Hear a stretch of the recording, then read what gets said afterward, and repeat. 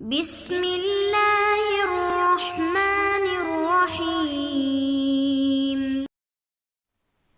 نحمدہ ونصلی علی رسولہ الکریم والحمد للہ رب العالمین۔ باب استحباب الاکل بثلاث اصابع و استحباب لعق الاصابع و کراہت مسحها قبل لعقها و استحباب لعق القصعة و اخذ اللقمة التي تسقط منه واکلها و جواز مسحها بعد اللعق بالساعد والقدم وغیرها۔ تین انگلیوں سے کھانے اور انگلیوں اور برتن کو چاٹنے کے مستحب ہونے کے بیان میں اور چاٹنے سے پہلے انہیں صاف کرنے کی کراہیت اور گرے ہوئے لقمے کو اٹھا کر کھانے کا پسندیدہ ہونا اور چاٹنے کے بعد انگلیوں کو کلائی اور تلووں وغیرہ سے صاف کرنا مستحب ہونے کا بیان۔ اس باب کے تحت امام نووی رحمہ اللہ ہاتھ سے کھانے کی ترغیب دے رہے ہیں اور اس کے علاوہ یہ بتا رہے ہیں کہ مستحب یہ ہے کہ ہاتھ میں بھی تین انگلیوں کا استعمال کیا جائے، یعنی تین انگلیوں سے کھانا کھایا جائے اور پھر ان تین انگلیوں کو چاٹ لیا جائے۔ اس سے پہلے کہ اس کو دھوئیں یا صاف کریں تو اس سے پہلے ان کو چاٹ لیا جائے تو یہ مستحب ہے۔ جیسے کہ برتن کو صاف کرنا اور چاٹنا مستحب ہے، ایسے ہی اپنے ہاتھوں کو یعنی انگلیوں کو بھی چاٹ لینا مستحب ہے۔ وعن ابن عباس رضی اللہ عنہما قال قال رسول اللہ صلی اللہ علیہ وسلم اذا اکل احدکم طعاما فلا یمسح اصابعه حتى یلعقها او یلعقها متفق علیہ۔ حضرت ابن عباس رضی اللہ عنہما سے روایت ہے کہ آپ صلی اللہ علیہ وسلم نے ارشاد فرمایا، جب تم میں سے کوئی شخص کھانا کھائے تو اپنی انگلیاں صاف نہ کرے یہاں تک کہ انہیں چاٹ لے یا چٹوا دے۔ اس حدیث میں یہ جو لفظ آیا چاٹ لے یا چٹوا دے تو مطلب یہ کہ انگلیوں کو چاٹنا جو ہے یہ سنت ہے اور یہ چاٹنا فقہاء کی اصطلاح میں مستحب ہے، یعنی یہ چاٹنا مستحب ہے۔ اور ان انگلیوں کو چاٹے بغیر اگر ہاتھ وغیرہ دھو لیں تو یہ منع ہے، اور انگلیاں جس میں کھانے کے اجزاء ملے ہوں اس کو خود چاٹ لے یا پھر کسی دوسرے سے چٹوا لے تو اس شخص سے چٹوائے جسے کراہیت محسوس نہ ہو، مثلا اولاد سے، شاگرد سے، بیوی سے یا لونڈی وغیرہ، تو ان سے چٹوا لے۔ تو اس میں یہ ہے کہ کھانے کے جو اجزاء ہیں ان کی بے حرمتی نہ ہو، دھل کر وہ ضائع نہ ہو، کھانے کے یہ اجزاء بھی پیٹ ہی میں جانے چاہیے۔ وعن کعب بن مالک رضی اللہ عنہ قال رأيت رسول اللہ صلی اللہ علیہ وسلم یأکل بثلاث اصابع فإذا فرغ لعقها، رواہ مسلم۔ حضرت کعب بن مالک رضی اللہ عنہ سے روایت ہے کہ میں نے آپ صلی اللہ علیہ وسلم کو تین انگلیوں سے کھانا کھاتے ہوئے دیکھا، پھر جب آپ کھا کر فارغ ہو گئے تو آپ نے ان کو چاٹ لیا۔ اس حدیث سے معلوم ہوا کہ آپ صلی اللہ علیہ وسلم کی عادت شریفہ عام طور پہ تین انگلیوں سے کھانے کی تھی، اور اس کے علاوہ کبھی ضرورت پیش آتی تو پھر آپ چوتھی انگلی اور کبھی پانچویں انگلی کا بھی استعمال فرما لیتے۔ بہرحال پانچ انگلیوں سے اگر کوئی کھانا چاہے کھا سکتا ہے، لیکن تین انگلیوں سے کھانا زیادہ بہتر ہے، جیسے کہ اس حدیث میں بیان کیا کہ آپ صلی اللہ علیہ وسلم کی عادت شریفہ تین انگلیوں سے کھانے کی ہی تھی۔ تو چوتھی پانچویں جو ہے وہ اس کا استعمال اس وقت کریں گے جب ضرورت ہو۔ یہی بات امام نووی رحمہ اللہ کے کلام سے بھی معلوم ہوتی ہے۔ اور اس کے علاوہ تین انگلیوں میں کھانے کی جو حکمت ہے وہ ایک تو یہ ہے کہ بلا ضرورت پانچ انگلیاں جو ہیں وہ نہ لگائیں، کیونکہ اس سے سنت کے خلاف ہو جائے گا۔ آپ صلی اللہ علیہ وسلم عموماً تین انگلیوں سے کھاتے تھے، اور اس کے علاوہ تین انگلیوں کی مصلحت یہ بھی ہے کہ لقمہ چھوٹا ہوگا اور کھانا بھی کم کھایا جائے گا، جو کہ شریعت میں مطلوب ہوتا ہے، یعنی پیٹ بھر کر بہت زیادہ نہ کھایا جائے۔ تو اس طرح سے یہ چھوٹے چھوٹے لقموں کا ذکر ہے کہ تین انگلیاں لگائی جائیں اور بلا ضرورت چوتھی اور پانچویں کو استعمال نہ کریں۔ وعن جابر رضی اللہ عنہ ان رسول اللہ صلی اللہ علیہ وسلم امر بلعق الاصابع والصحف وقال इन्नकुम ला तदरून फी अय्यि तुआमिकुमुल बरका। हज़रत जाबिर रदी अल्लाह अन्हु से रिवायत है कि बेशक आप सल्लल्लाहु अलैहि वसल्लम ने उंगलियां और प्याला चाटने का हुक्म फरमाया और आपने फरमाया यकीनन तुम नहीं जानते कि तुम्हारे कौन से खाने में बरकत है। अस्सहफ़ा जो है ये एक बड़े प्याले को कहते हैं जो चौड़ा हो, बड़ा हो और तकरीबन जिसमें 5-6 आदमी पेट भर कर खाना खा सकें। इस हदीस मुबारक में आप सल्लल्लाहु अलैहि वसल्लम ने खाने का एक अदब बताया कि खाने के बाद उंगलियों को और बर्तन को अच्छी तरह से साफ़ कर लेना चाहिए, और दूसरी हदीस में भी इसकी ताकीद भी आई और इनकी बड़ी फजीलत भी बयान की गई। तो अगर कोई शख्स ये कहे कि चाटना हिर्स की अलामत है तो ये उसकी जहालत होगी, क्योंकि ये हिर्स की अलामत नहीं बल्कि अल्लाह ताला की नेमत की कदर की अलामत है कि अल्लाह ताला की नेमत की कदर की कि उसके एक एक ज़र्रे को ज़ाया होने से बचाया, हत्ता कि जो ज़र्रात हाथ पर लगे हुए थे इसको भी खा लिया, इनको भी धोकर या किसी कपड़े से साफ़ करके ज़ाया नहीं किया। तो उंगलियों का चाटना, इसके अलावा उंगलियों के चाटने की एक ये भी बरकत है कि इससे तकब्बुर दफ़ा होता है, यानी तकब्बुर दूर होता है। जो शख्स उंगलियों को चाटेगा तो वो मुतकब्बिर शख्स नहीं होगा बल्कि आजिज़ी वाला होगा। और कई ऐसे लोग हैं जो उंगलियों को चाटने को नापसंद करते हैं। ये दर हकीकत बेवकूफ़ लोग हैं, क्योंकि उन्हें इतनी अकल नहीं कि जो उंगलियों में खाना लगा हुआ है ये वही तो खाना है जिसे थोड़ी देर पहले खा रहे थे, उसी के ज़र्रात को तो चाटा जा रहा है। और इसी तरह अल्लामा इब्न हजर रहमहुल्लाह ये फरमाते हैं कि कोई शख्स अपने फ़ेल को कभी यानी बुरा समझे तो इसके मुतालिक कलाम किया जा सकता है, मगर जो आप सल्लल्लाहु अलैहि वसल्लम के किसी फ़ेल को कबाहत की तरफ मंसूब करे तो इसके कुफर का अंदेशा है कि आप सल्लल्लाहु अलैहि वसल्लम की सुन्नत को नऊज़ बिल्लाह नापसंदीदा या कबीह कहे तो ज़ाहिरी बात है कि उसके ईमान में कमी है। और आजकल जदीद साइंस की तहकीक के मुताबिक भी प्लेट के पैंदे में विटामिन्स और ख़ास तौर पर खाने के पैंदे में मौजूद विटामिन बी कॉम्प्लेक्स होते हैं और ऐसे ग़िज़ाई अज्जा होते हैं जो तमाम खाने में कम होते हैं और इसके पैंदे में ज़्यादा होते हैं। इसी तरह मादी नमकियात यानी मिनरल साल्ट,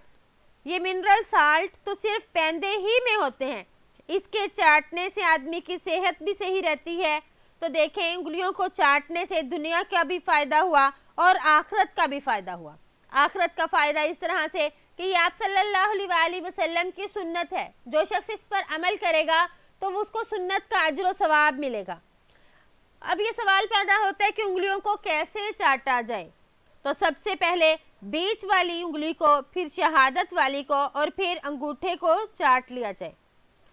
तो बीच वाली उंगली के बारे में ये फरमाते हैं कि ये लंबी उंगली होती है, खाने में ज़्यादा मुलव्विस होती है, इसलिए इसको इसलिए चाटने में भी इससे इब्तिदा की जाए, यानी इसको पहले चाट लिया जाए। वअन्हु अन्ना रसूलुल्लाह सल्लल्लाहु अलैहि वसल्लम क़ाल इज़ा वक़अत लुक़मतु अहदिकुम फलयअख़ुज़हा फलयुमित मा कान बिहा मिन अज़ा वलयअकुलहा वला यदअहा लिश्शैतान वला यमसह यदहु।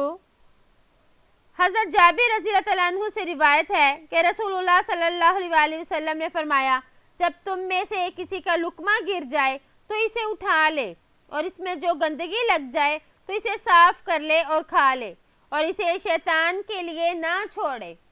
वला यदआ लिश्शैतान यानी शैतान के लिए ना छोड़े। वला यमसह यदहु बिलमिंदील हत्ता यलअका अस्वाबिहा फ़इन्नहु ला यदरी फ़ी अय्यि तुआमिहिल बरका, रवाहु मुस्लिम। और अपने हाथ को तौलिए से ना पोंछे, यहाँ तक कि अपनी उंगलियां चाट ले, इसलिए कि वो नहीं जानता कि इसके कौन से खाने में बरकत है। तो इस हदीस मुबारक में आप सल्लल्लाहु अलैहि वसल्लम एक तो हमें ये बता रहे हैं कि अगर लुकमा गिर जाए तो उस लुकमे को उठाकर साफ़ कर लेना जो है ये आसान हो, यानी साफ़ कर लेना मुमकिन हो, तो इसको उठाकर साफ़ करके खा लिया जाए और इस साफ़ करके खाने में कोई कबाहत या कराहियत महसूस न करे, बल्कि ये समझे कि ये सुन्नत है اور میں سنت کی وجہ سے اس کو کھا رہا ہوں تو اللہ تعالیٰ اس کو اس کھانے پر اجر عظیم عطا فرمائیں گے۔ تو آپ صلی اللہ علیہ وآلہ وسلم نے فرمایا کہ شاید کہ اس میں برکت ہو، فَإِنَّهُ لَا يَدْرِي فِي أَيِّ طَعَامِهِ الْبَرَكَةُ، یعنی وہ نہیں جانتا کہ کس کھانے میں برکت ہے، تو شاید وہ جو لقمہ نیچے گرا اسی میں برکت ہو اور ہم وہ برکت ضائع کر دیں۔ تو اس لیے اگر اس پر کوئی گندگی وغیرہ نہیں لگی تو اس کو صاف کر کے کھانا ممکن ہے، تو صاف کر کے اس کو کھا لیا جائے۔ اور اگر کوئی ایسی جگہ گر گیا کہ اس کو صاف کرنا ممکن نہیں، اس پر کوئی بٹی کوئی گندگی لگ گئی کہ وہ صاف نہیں ہو سکتی، تو پھر کسی جانور وغیرہ کو ڈال دے۔ تو اس طرح سے یعنی گرے ہوئے لقمے کو کھانے سے انسان کے اندر تواضع اور عاجزی بھی آئے گی،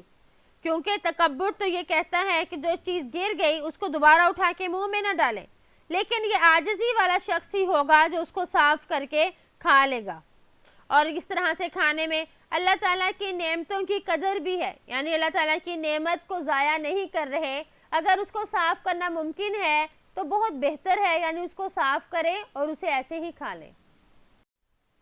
وَعَنْهُ أَنَّ رَسُولَ اللَّهِ صَلَّى اللَّهُ عَلَيْهِ وَسَلَّمَ قَالَ إِنَّ الشَّيْطَانَ يَحْضُرُ أَحَدَكُمْ عِنْدَ كُلِّ شَيْءٍ مِّنْ شَأْنِهِ حَتَّى يَحْضُرَهُ عِنْدَ طَعَامِهِ فَإِذَا سَقَطَتْ لُقْمَةُ أَحَدِكُمْ فَلْيَأْخُذْهَا فَلْيُمِتْ مَا كَانَ بِهَا مِنْ أَذًى ثُمَّ لْيَأْكُلْهَا وَلَا يَدَعْهَا لِلشَّيْطَانِ فَإِذَا فَرَغَ فَلْيَلْعَقْ أَصَابِعَهُ فَإِنَّهُ لَا يَدْرِي فِي أَيِّ طَعَامِهِ الْبَرَكَةُ۔ حضرت جابر رضی اللہ عنہ سے ہی روایت ہے کہ آپ صلی اللہ علیہ وآلہ وسلم نے ارشاد فرمایا، بلا شبہ شیطان تم میں سے ہر ایک کے ساتھ اس کے ہر کام کے وقت موجود رہتا ہے، حتیٰ کہ اس کے کھانے کے وقت بھی اس کے پاس موجود رہتا ہے۔ پس جب تم میں سے کسی کا لقمہ گر جائے تو اسے اٹھا لے، اور اس میں جو گندگی یعنی مٹی وغیرہ لگ گئی ہو تو اس کو صاف کر لے، پھر اسے کھا لے اور اسے شیطان کے لیے نہ چھوڑے۔ پھر جب کھا کر فارغ ہو جائے تو اپنی انگلیاں چاٹ لے، اس لیے کہ وہ نہیں جانتا کہ اس کے کون سے کھانے میں برکت ہے۔ تو آپ صلی اللہ علیہ وآلہ وسلم نے اس حدیث مبارک میں بتایا، ان الشیطان یحضر احدکم، یعنی بلا شبہ شیطان تمہارے ساتھ رہتا ہے۔ شیطان آدمی کے ساتھ ساتھ ہر وقت رہتا ہے، اور ہر وقت وہ یہی کوشش کرتا ہے کہ وہ انسان کو اللہ کی نافرمانی پر آمادہ کر دے۔ اگر کھانے کے شروع میں بسم اللہ پڑھ لی تو پھر اس سے شیطان جو ہے کہ اس سے ہم شیطان کے اثرات سے یعنی اس کے اوچھے ہتھ کنڈوں سے بچ جائیں گے، اس لیے اس کے شروع میں بسم اللہ پڑھ لیں تاکہ وہ ہم سے دور ہو جائے۔ پھر آپ صلی اللہ علیہ وآلہ وسلم نے ایک ادب یہ بتایا کہ فَإِذَا سَقَطَتْ لُقْمَةُ، یعنی جب تم میں سے کسی کا لقمہ گر جائے، اور اس سے معلوم ہوتا ہے کہ اگر لقمہ صاف کر کے کھانا جو ہے وہ ممکن ہو تو اسے ہم نے کھا لینا ہے، بلکہ اور شیطان کے لیے نہیں چھوڑنا، کیونکہ اگر ہم اس کو نہیں کھائیں گے تو شیطان خوش ہوگا اور وہ کھا لے گا، اور اگر ہم اس کو صاف کر کے خود کھا لیں گے تو پھر وہ شیطان ناراض ہوگا۔ تو شیطان کے لیے نہ چھوڑنے کا مطلب کیا ہے؟ تو اس لیے بعض علماء کی رائے یہ ہے کہ واقعتاً شیطان اس گرے ہوئے لقمے کو کھاتا ہے، یعنی وہ اس جملے کو حقیقت پر محمول کرتے ہیں، اور بعض علماء کا یہ خیال ہے کہ یہ حقیقت نہیں بلکہ مجاز ہے، یعنی مجازاً ایسا ہے کہ شیطان کے لیے ہم نے چھوڑ دیا، کیونکہ گرے ہوئے لقمے کو نہ اٹھانا، اس کو حقیر سمجھنا، یہ تکبر کرنے والوں کی عادت ہے، اور تکبر چونکہ شیطان کا عمل ہے، شیطانی اثرات کی وجہ سے ہے، اس لیے فرما دیا کہ اس کو شیطان کے لیے نہ چھوڑیں۔ پھر آگے فرمایا فَإِذَا فَرَغَ فَلْيَلْعَقْ أَصَابِعَهُ، یعنی جب کھانے سے فارغ ہو جائے تو انگلیوں کو چاٹ لے۔ یہ بھی کھانے کا ایک ادب ہے،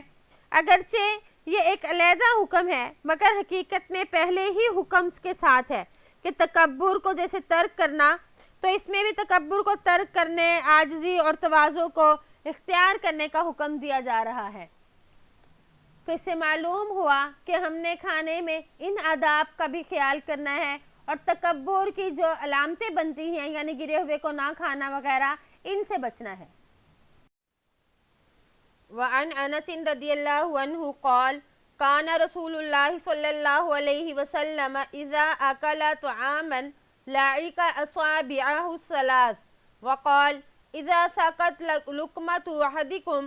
فلیمت عنها الاذى وليأكلها ولا يدعها للشیطان وأمرنا أن نسلط القصعة وقال إنكم لا تدرون في أي طعامكم البركة رواہ مسلم۔ حضرت انس رضی اللہ عنہ سے روایت ہے کہ آپ صلی اللہ علیہ وآلہ وسلم جب کھانا کھاتے تو اپنی تینوں انگلیوں کو چاٹ لیتے اور فرماتے کہ جب تم میں سے کسی کا لقمہ گر جائے تو اسے اٹھا لے اور اس کی گندگی یعنی مٹی وغیرہ کو صاف کر لے اور کھا لے اور اسے شیطان کے لیے نہ چھوڑے۔ آپ صلی اللہ علیہ وآلہ وسلم ہمیں یہ حکم دیتے کہ ہم سالن کا برتن چاٹ کر صاف کیا کریں اور فرماتے کیونکہ تم نہیں جانتے کہ تمہارے کون سے کھانے میں برکت ہے۔ اس حدیث میں فرمایا وَأَمَرَنَا أَن نَسْلُطَ یعنی ہم اس کو برتن کو چاٹ لیں صاف کر لیں۔ اس کا مطلب یہ ہے کہ برتن کو اچھی طرح سے انگلی وغیرہ کے ساتھ جو بھی اس پر کھانا لگا ہوا ہے اس کو اچھی طرح سے کھا لیں۔ اس کا مضمون بھی اس سے پہلے والی حدیث سے ملتا جلتا ہے کہ جب آپ صلی اللہ علیہ وآلہ وسلم کھانے سے فارغ ہوتے تو اپنی تینوں انگلیوں کو چاٹ لیتے۔ احادیث کی کتابوں میں یہ جملہ بار بار آیا کہ کھانے کے بعد انگلیوں کو چاٹ لیا جائے۔ آج کل کی سائنس بھی اس کی قائل ہے کہ جب آدمی انگلیوں کو چاٹتا ہے تو رطوبت ہاضم انگلیوں سے نکلتی ہے، یعنی جس سے کھانا اچھی طرح ہضم ہوتا ہے اور وہ آدمی کے کھانے کے ہضم کرنے میں بھی مددگار ہوتی ہے۔ مزید یہ کہ ہاضم رطوبت کا اثر نشاستہ دار یعنی کاربوہائیڈریٹس پر پڑتا ہے، مزید اس کی رطوبت کا اثر لبلبے پر پڑتا ہے اور اس کی وجہ سے شوگر کے مریضوں کو فائدہ ہوتا ہے اور جسم میں انسولین کی کمی نہیں ہوتی۔ مزید انگلیوں کا چاٹنا اس بات کو بتاتا ہے کہ وہ رطوبت ہاضم انگلیوں پر جو لگی رہتی ہے اس کو بھی انسان اچھی طرح سے استعمال کر لیتا ہے، کیونکہ وہ رطوبت کچھ تو کھانے کے ساتھ پیٹ میں جاتی ہے اور کچھ انگلیوں پر بچی رہتی ہے، تو اس کو چاٹنے سے وہ بھی منہ میں چلی جاتی ہے۔ نیز انگلیوں کا چاٹنا اس کا اثر آنکھوں، دماغ اور معدے پر پڑتا ہے۔ ایک فزیشین کہتا ہے کہ میری تحقیق ہے کہ کھانے کے بعد انگلیوں کو چاٹنا واقعتاً دل کے امراض اور معدے کے امراض اور دماغی امراض کے لیے بطور علاج ہے، یعنی اس کا سائنسی اعتبار سے بھی بہت فائدہ ہے۔ وعن سعید بن حارث انہ سأل جابر رضی اللہ عنہ عن الوضوء مما مست النار فقال لا قد كنا زمن النبي صلى الله عليه وسلم لا نجد مثل ذلك الطعام إلا قليلا فإذا نحن وجدناه لم يكن لنا منادل إلا أكفنا سواعدنا وأقدامنا ثم نصلي ولا نتوضأ رواہ البخاری۔ حضرت سعید بن حارث رضی اللہ عنہ سے روایت ہے کہ انہوں نے حضرت جابر رضی اللہ تعالیٰ عنہ سے آگ پر پکی ہوئی چیز کے کھانے سے وضو کا مسئلہ معلوم کیا تو انہوں نے فرمایا کہ اس سے وضو نہیں ٹوٹتا، اور فرمایا کہ نبی کریم صلی اللہ علیہ وآلہ وسلم کے زمانہ اقدس میں اس قسم کے کھانے یعنی آگ میں پکے ہوئے اس قسم کے کھانے بہت کم میسر آتے تھے، پس جب ہم اس قسم کا کھانا کھاتے تو رومال تو ہمارے پاس ہوتے نہیں تھے، پس یہ ہتھیلیاں، کلائیاں اور تلوے ہی تھے، پھر بلا وضو نماز پڑھ لیتے، نیا وضو نہیں کرتے تھے۔ تو اس میں اس مسئلے کی تحقیق کی گئی، یعنی اس کے بارے میں پوچھا گیا کیا آگ پر پکی ہوئی چیز کھانے سے وضو ٹوٹ جاتا ہے یا نہیں ٹوٹتا؟ تو وضو کے بارے میں یعنی آگ پر پکی ہوئی چیز کھا کر پھر اس کے بعد وضو کے بارے میں جو ہے بعض روایات سے یہ معلوم ہوتا ہے کہ اس سے وضو ٹوٹ جاتا ہے، اور بعض روایتوں میں ہے کہ یہ ناقض وضو نہیں ہے۔ یہ اختلاف شروع میں تھا مگر بعد میں سب کا اس بات پر اتفاق ہو گیا کہ یہ ناقض وضو نہیں ہے، یعنی اس سے وضو نہیں ٹوٹتا۔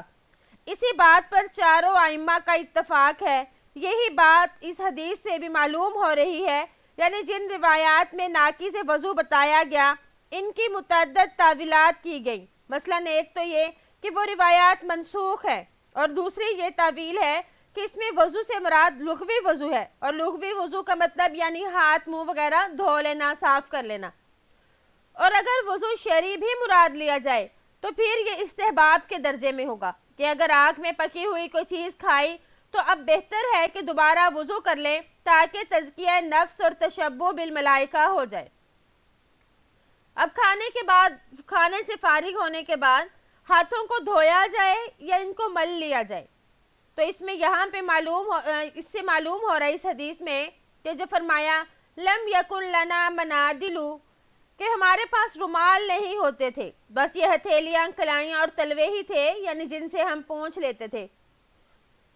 تو کھانے کے بعد صحابہ عموماً ہاتھ بہت کم دھوتے تھے، کھانے کے بعد ایک ہاتھ کو دوسرے ہاتھ پر بازو یا پیر یا پنڈلی پر مل لیتے، اور اسی طرح فرماتے ہیں کہ ہاتھ پونچھنے کے لیے رومال کا استعمال کرنا درست ہے، بلکہ مستحب ہے کہ چاٹنے کے بعد ہاتھ کو صاف کر لیں، اور حضرت عمر رضی اللہ تعالیٰ عنہ اپنے ہاتھوں کو پاؤں پر بھی مل لیتے تھے۔ تو اس سے معلوم ہوا کہ ہاتھ کا ملنا اور پونچھنا یہ دونوں ہی مستحب ہیں۔ تو اگر ہاتھ پر زیادہ چکنائی وغیرہ لگی ہو تو پھر ہاتھ کو دھو لیا جائے۔ اس حدیث کے جو راوی ہیں ان کا نام ہے سعید، ان کے والد کا نام حارث ہے۔ یہ مدینہ منورہ کے قاضی اور جلیل القدر تابعین میں سے ہیں۔ انہوں نے حضرت ابو ہریرہ رضی اللہ عنہ، حضرت ابو سعید خدری رضی اللہ عنہ اور حضرت جابر رضی اللہ عنہ وغیرہ سے احادیث سنی ہیں، اور ان کے بارے میں اسماء الرجال والوں نے لفظ مشہور کے ساتھ ان کی توثیق کی۔ تو امید ہے کہ آپ کو آج کا سبق سمجھ آ گیا ہوگا۔ اس میں ہم نے کھانے کے آداب پڑھے کہ کھانے کے بعد ہاتھوں کو صاف کیا جائے، کس طرح سے صاف کیا جائے، برتن کو بھی صاف کیا جائے تو اس کو چاٹ لینا بہتر ہے، اور بلکہ چاٹ لینا چاہیے، اور اسی طرح کھانے کا اگر کوئی لقمہ نیچے گر گیا تو اسے بھی ضائع نہیں کرنا چاہیے۔ مطلب یہ ہوا کہ کھانے کا ایک ایک ذرہ جو ہے وہ ضائع نہ ہو، بلکہ وہ قابل استعمال ہو، اور اللہ تعالیٰ کے رزق کی اس طرح سے قدردانی بھی ہوگی، اور اللہ تعالیٰ پھر اس میں برکت دیتے ہیں۔ امید ہے کہ آپ کو آج کا سبق سمجھ آ گیا ہوگا۔ السلام علیکم ورحمۃ اللہ وبرکاتہ۔